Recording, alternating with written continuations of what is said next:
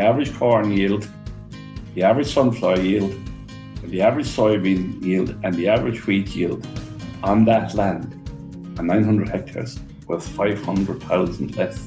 And then we rock into this year and we have a new disease in sugar beet. While grain markets have been relatively quiet over the past 6 or 7 months, major production areas have faced significant challenges. Eastern Europe, particularly Ukraine, endured a tough year in 2024, and the ripple effects could be felt well into 2025. You're listening to the latest episode of the Tillage Edge with me, Michael Hennessy. We would really appreciate it if you could listen, follow, and give us a review on Apple or Spotify or wherever you get your podcast from. I'm joined by Jim McCarthy, who farms a large block of land in Romania. We'll discuss how his operation is managing the weather, market fluctuations, and what the future might hold. We had a wonderful year in 2021 and early 22. Then we had a particularly dry year in 22 and again in 23. So much so that in June of this year, in the middle of June, there was an article in the Farming Press by a guy who owns one of the big input companies here. And he was, talking about how serious conditions were for input sellers because 50% of his customers hadn't cleared all their 24 bills, right?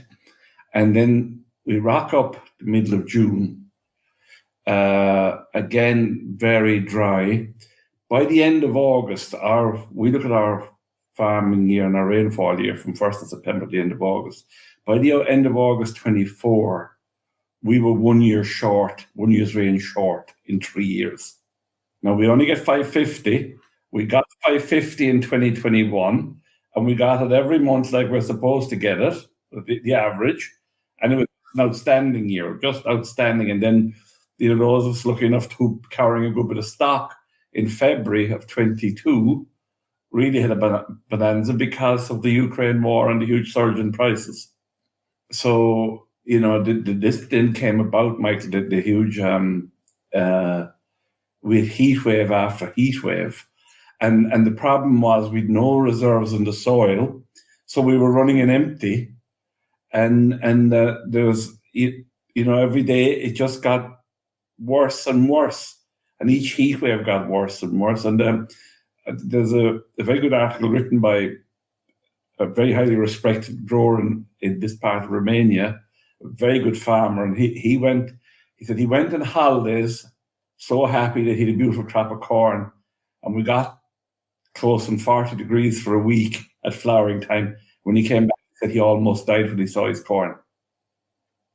It had disimproved so much in a week. But if you get 40 degrees at flowering time, 38, 40 degrees, and a strong easterly wind off the continent, the crops just melt in front of you.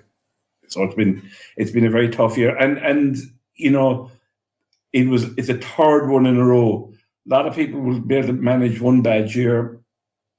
A lot of people manage 2 bad years, but 3, has been made it really tough going for everybody. And but in fairness to the Romanian government, they have really stepped in and really made it a huge effort to support farmers.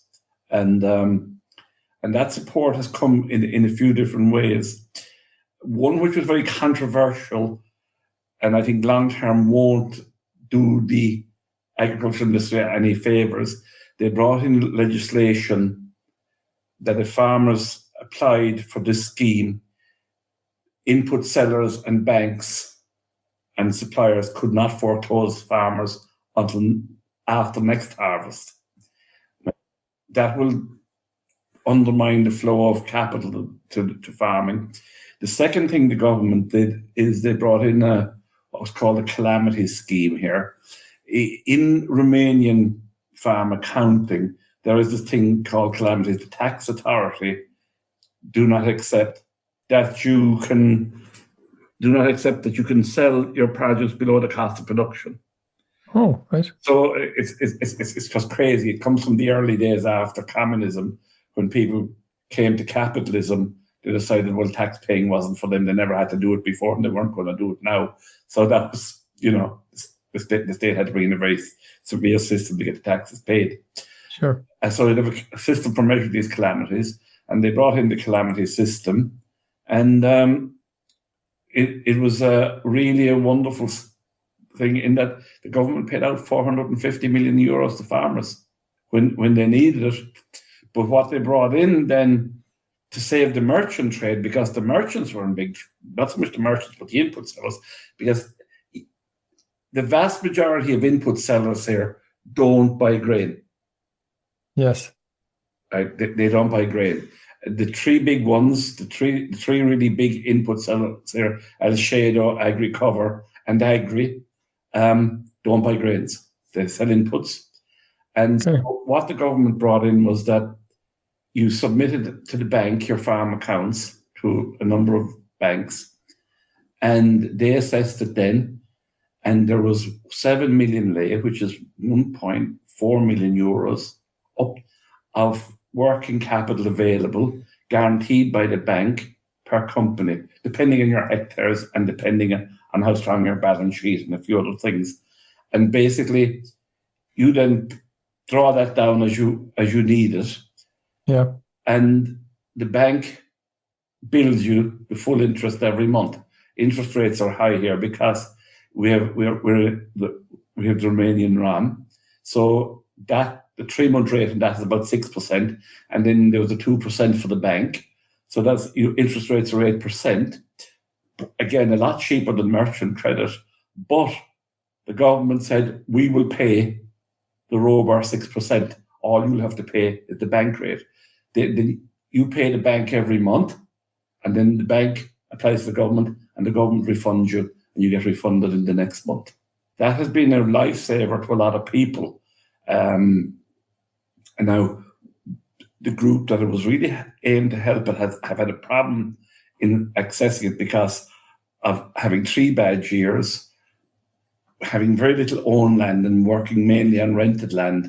They had an accumulation of problems in their accounts, and they've struggled in getting finance. But this deal for the average farmer has been a really great deal. I mean, we were able to access a very significant amount because with 6 farming companies, and it was for every farming company that was available that had so many employees, so many hectares. I'm just going to say, Jim, just step back just a little bit, just in terms of, so people coming out of 23 into 24, were they just about holding their own, or were they a little bit underwater? They were after 2 really tough years.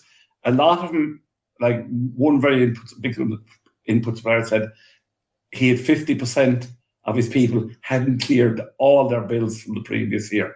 50% had cleared all, but there was 50% with some residue from 23.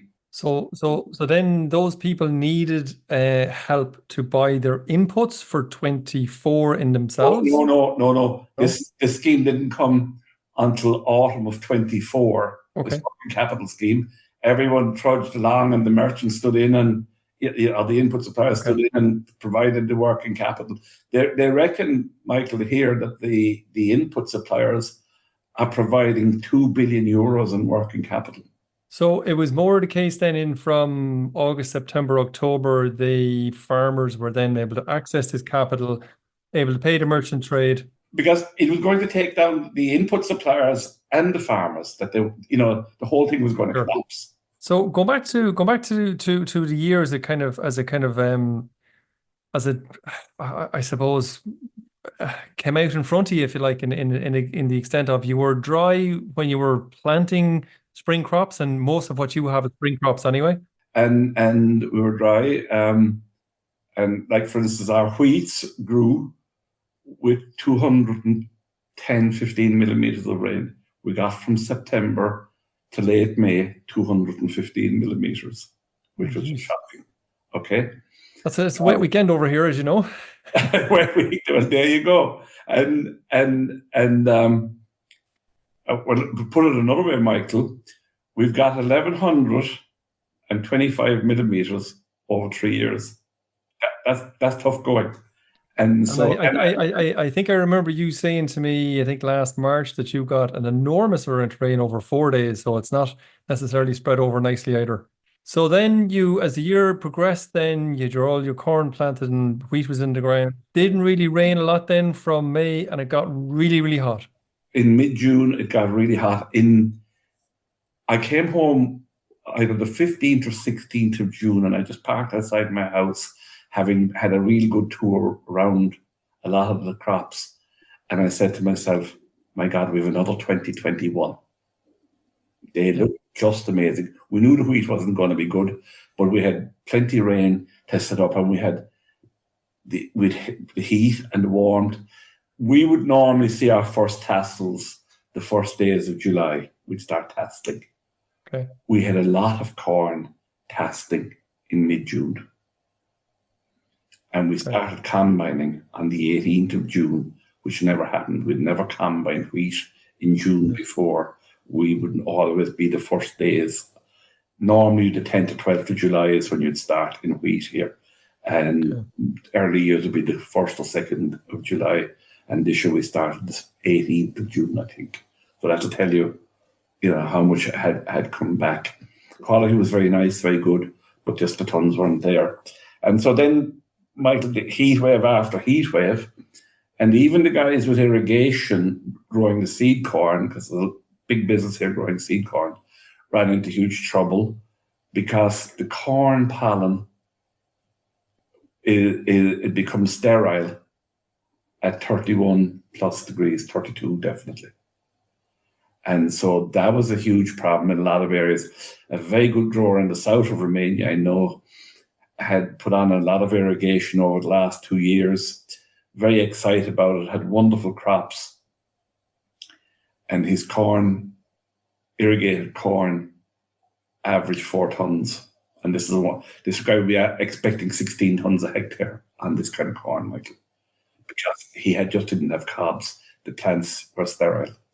And he had fields, in non-irrigated fields, where there was no cobs at all. It produced nothing. And we would have had little patches of it here and there on the very poor land. But we've, with the help of Syngenta since 2020, done a huge amount of work on variable rate seeding. And that has been a huge help. So we have a kind of class our land for corn as A, and class A land, the really good stuff. So when we're doing the prescription maps for those fields, we will be down to about 54,000 seeds per hectare in the weakest of the good land, and we'll be up to 75,000 on the best of it. And then on the grade 2 land, that's the land where we put in corn once every 5-6 years to extend the rotation. We will actually be down on that land to 42,000 up to 65,000 seeds. But we'll average over the whole business. We bought 65,000 seeds for the coming season, but it'll be down at 58,000 at poorer land and 68,000 up in the good land.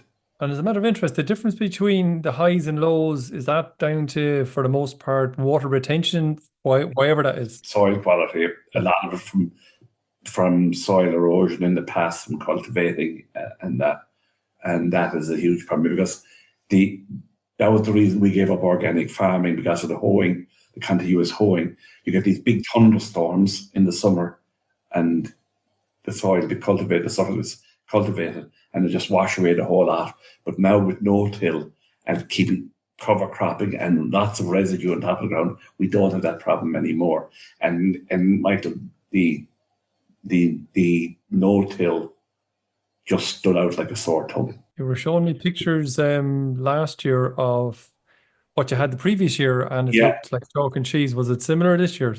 Even more pronounced. Okay. As one farmer said to me in the area that we the worst affected area, he said, "At least you have some yield. We have nothing."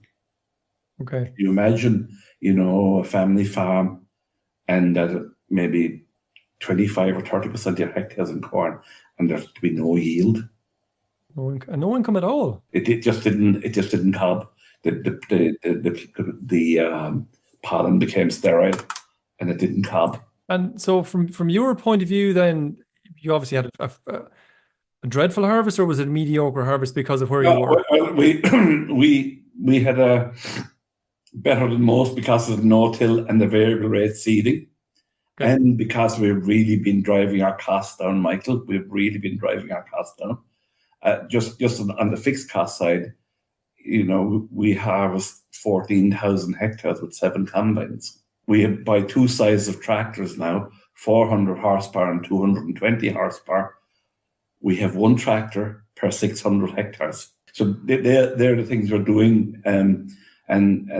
So corn, we had up to, despite all the problems, we had places that did 6-7 tons of corn.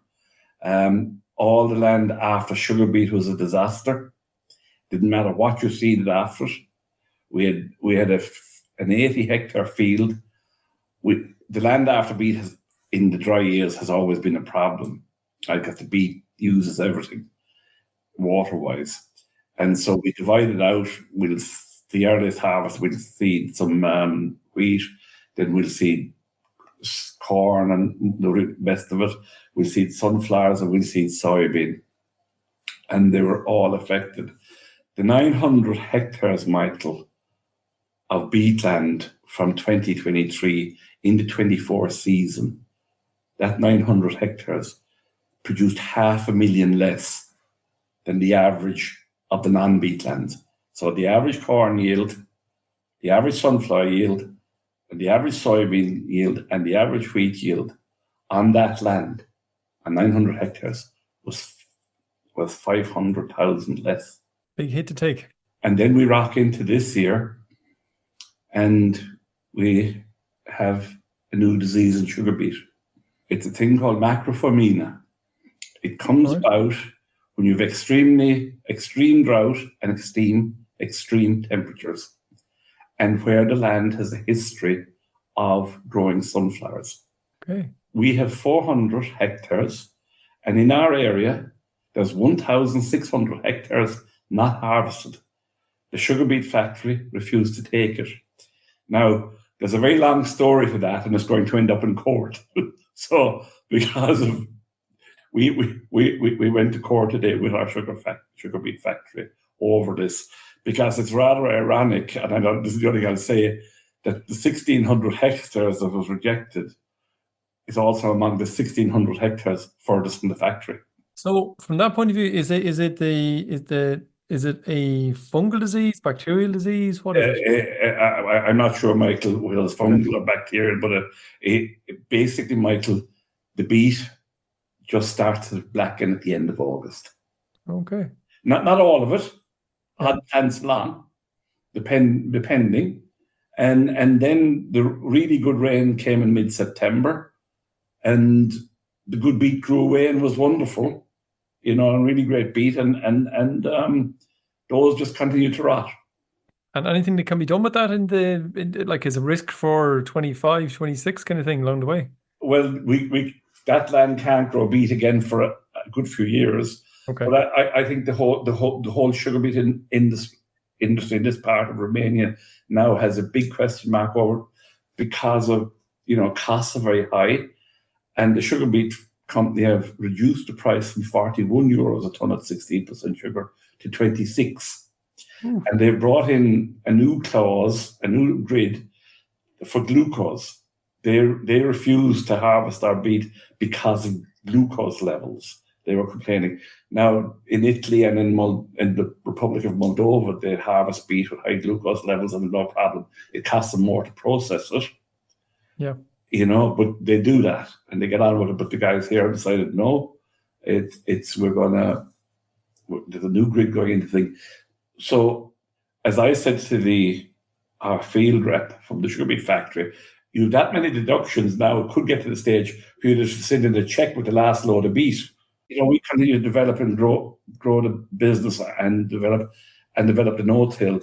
We actually, even if this year wasn't a disaster beet year, the future of beet was becoming very questionable because it was upsetting the no-till rotation greatly. While there was some years very good money to be made growing the beet, you had to write a big check for the subsequent year's crops because you didn't have. It's not like at home in Ireland where the winter wheat after the beet was great. It's because the beet continued to use every bit of moisture And one of the big lessons out of this year was the strength of rotation. I'll come back to that in a minute. But the giving up the beat was becoming, because one of the things we now have, one of the incomes we've now developed is carbon credits. We signed up 11,000 hectares for carbon credits, and now by taking out the beat, we can sign up all 15,500 hectares of cropland for carbon credits. And that is a very nice income. We could be looking at, at 70 euros, 75 euros a hectare. It's not a lot per hectare, but on 15,500 hectares, is over €1 million onto the bottom line. And we don't have to do anything extra for it, except not cultivate deep. But of course, we have to cultivate deep because no one has really perfected growing no-till sugar beet. So to a degree, you're well on your way then in terms of the cultivation system, the carbon farming, that kind of stuff. You're well on your way to changing climate change, are you? This is the way we would have to go regardless, Michael, in the slow rainfall area. And, we got our land what we call compacted. An awful land was broken up, very fragmented. We've had a team of people putting it back into big fields so we can do this. Yep. And so we've managed to do it, and we've got it subsoiled. We bought 7 farming companies here. They were all farming before this. And the minute we bought the farms in 2014, 15, 16, 17, and we bought the last one in 20, the first thing we always did was we sell the ploughs. That's the first thing. Sell the ploughs, then do the soil test, start liming, and then do the subsoiling, because from years of continuous ploughing and this very heavy land, there was an amazing compaction layer. Absolutely amazing compaction there. And we wore out 2 600 horsepower quad tracks and 2 6-meter sumo 9-leg subsoilers. Literally wore them out.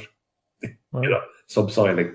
And so we were leading up to this day that we would go completely no-till and cover crops. And the other thing we have is this the M10, 128 euros a hectare for cover crops. We've 30% of our land in that, and that's another income, And so this is the way we're going. They talk about in other countries, really dry countries, they talk a lot about moisture saving from one crop to the next. How are you grasping that? Well, that's what I'm glad you asked that question. As I said to you about the strength of rotation. What we saw this year, Michael, where we had all our best corn yields were in fields that had winter wheat. So the winter wheat was harvested in early July. And so then any rain that fell started to accumulate. We try and cut the stubble as high as possible and spread the straw evenly and leave the land covered. We don't seed cover crops until September, and at very low seed rates, not to use too much water. Okay.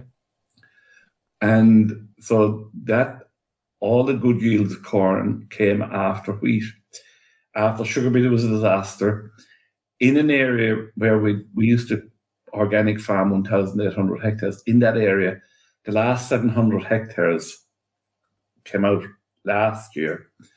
And a lot of that land, we couldn't seed sunflowers because it had sunflowers. So we took corn after sunflowers. And that didn't do well.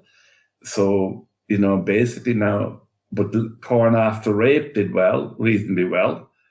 In one area, 2 kilometers apart, we had corn after beet that did 900 kilos a hectare, and 2 kilometers away, a 200 hectare block of corn after rape and a cover crop did 6 tons. There's 5 tons a hectare of a difference. Michael, we've increased the wheat hectares a bit. Okay. So it'll be basically 5,000 hectares of corn, 4,000 hectares of wheat, and 1,500 hectares of oilseed rape. And then with sunflowers and soybean. Sunflowers did very well. In the no-till, we've the national average of soybean this year was only 1 ton, right, a hectare, and with 30 kilos of nitrogen and 10 kilos of sulfur as fertilizer and 55,000 seeds per hectare, we had 2.4 tons, one fungicide and 2 sprays of triburan methyl. And sunflowers did very well, quite profitable. So what we don't like about the sunflowers is they give back nothing.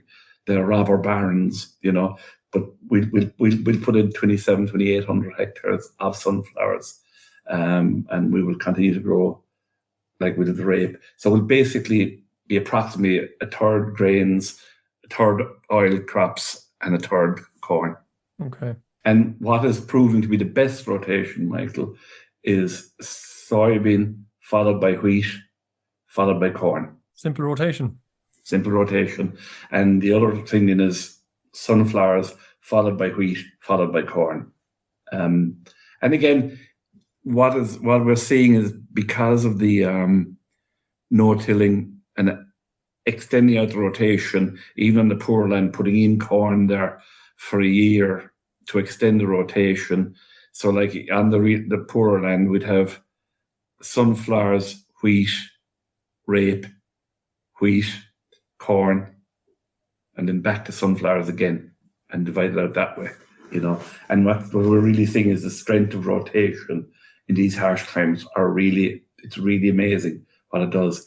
And the other thing we're seeing, Michael, is that with the cover cropping, our land now that's 5-6 years in no-till and cover cropped, even poorer land, it's amazing the crops that we're growing and how little fertilizer we need.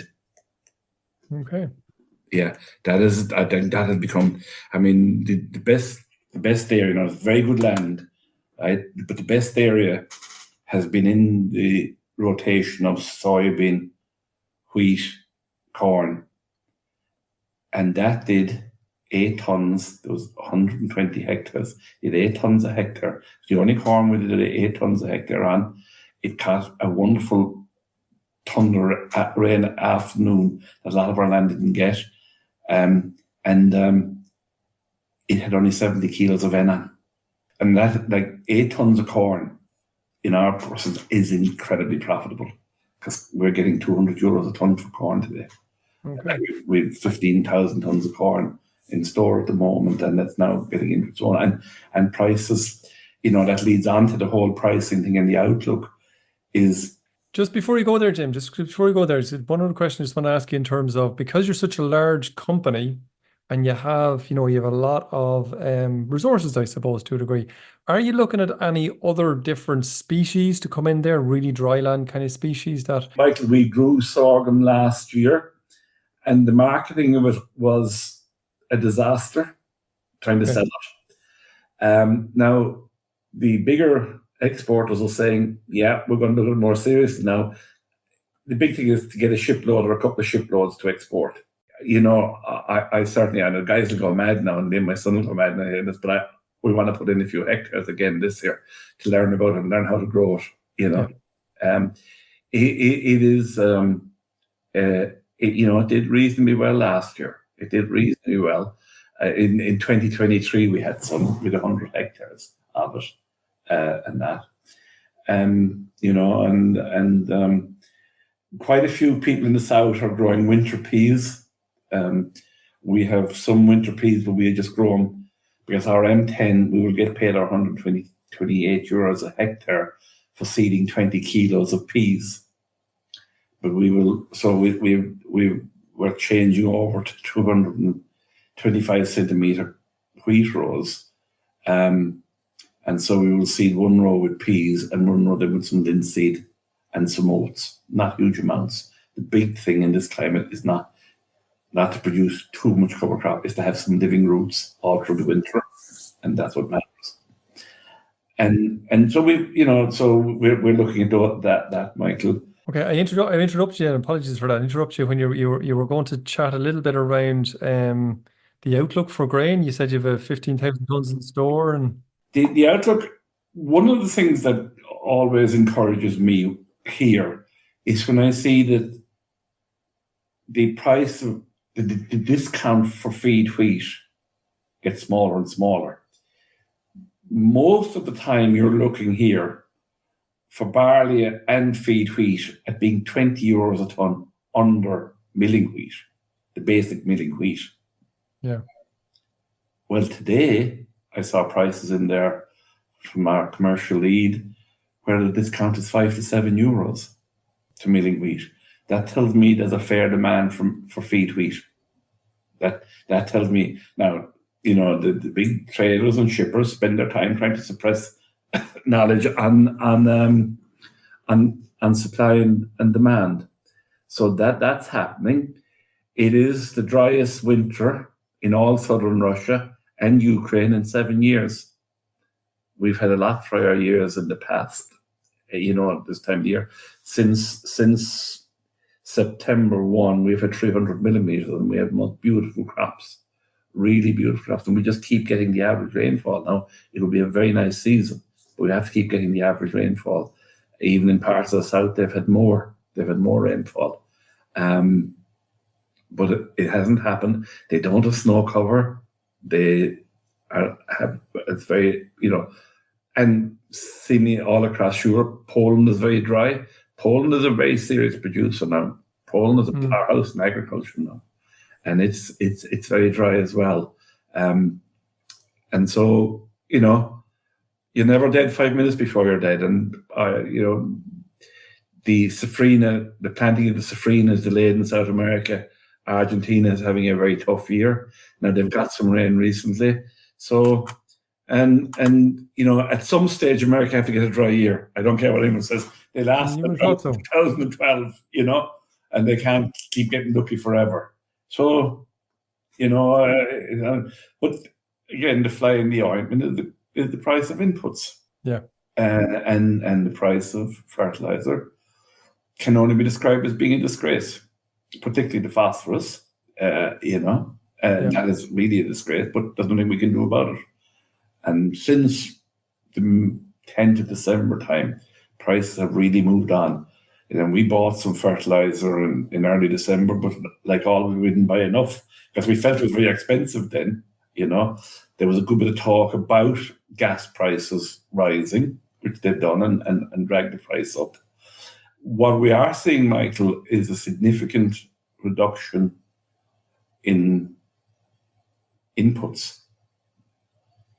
The high quality generics are really putting it up now to the mainline manufacturers, the high quality guys. This isn't the stuff coming from India now and China. It's the high quality guys are really putting it up.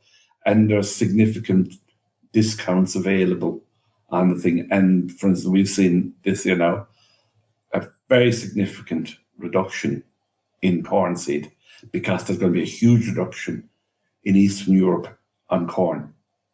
Now, we're not going to reduce because the corn has really moved the needle. But there's been a very significant reduction. I mean, huge reduction in the area sown, Jim. Yeah, and there's a huge reduction in the area sown, and that has been reflected in the price being charged for seed. Just one last question.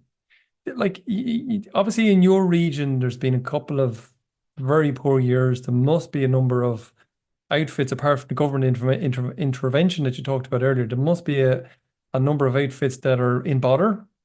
Do you see yourselves getting bigger? Michael, it's all over the place. It's all over the place. It is all over the place. And, we rent out quite a bit of land, bits and pieces, outlying that we don't farm. And, we will offload someday. And we have a huge problem getting paid the rent. And the reality is, Michael, that people just don't have the money because, as a general rule, farmers pay their bills everywhere. As a general rule, farmers pay their bills. It goes back to the old thing, Michael, in business. There's only two questions. You're doing some business with somebody for the first time. Can he pay and will he pay? Yeah. And that, oh yeah, I mean, there in the autumn, Michael, we were being offered 2 businesses a week. And we actually have been active. There's been a fantastic forestry scheme here. I know that we spoke last about this. You mentioned that, last yeah. time. Well, we started planting last spring on the 1st of it. And by the 10th of March, we hope to have the first 350 hectares finished completely. Okay. And that is all pasture land that we were renting out for small money. And basically, we get the full cost of planting, maintenance for the first 3 years, full cost of fencing, full cost of preparing the land. Right. And now our income for the first 12 years will be €650 a hectare, not €100 a hectare. Is what we're getting for this land, you know. And so we've been actually buying land for forestry as well, because we've developed a team to do the forestry, and we have our own construction team, and they're doing the fencing. A big part of the job is we put a 2.1 metre fence, which is paid for under the grant scheme, and that is really very exciting. That's really very exciting, and so it is, from the shareholders' point of view, we're developing all these kind of streams from farming. It's what the joy of ownership brings, there's all these other income streams available. But if you think about it, in our situation where we will plant somewhere between 700 and 800 hectares before the scheme ends, that's 7 or 8 million onto the balance sheet, because that's the capital cost is all funded by the EU. As one of the shareholders said to me, hey, why don't we plant a whole lot? This is it. Like in the fencing, Michael, the one of the big things is the amount of fencing you have to do. And like we're in an area, we're doing an area now. We'll start fencing there Monday, and there's 111 hectares there.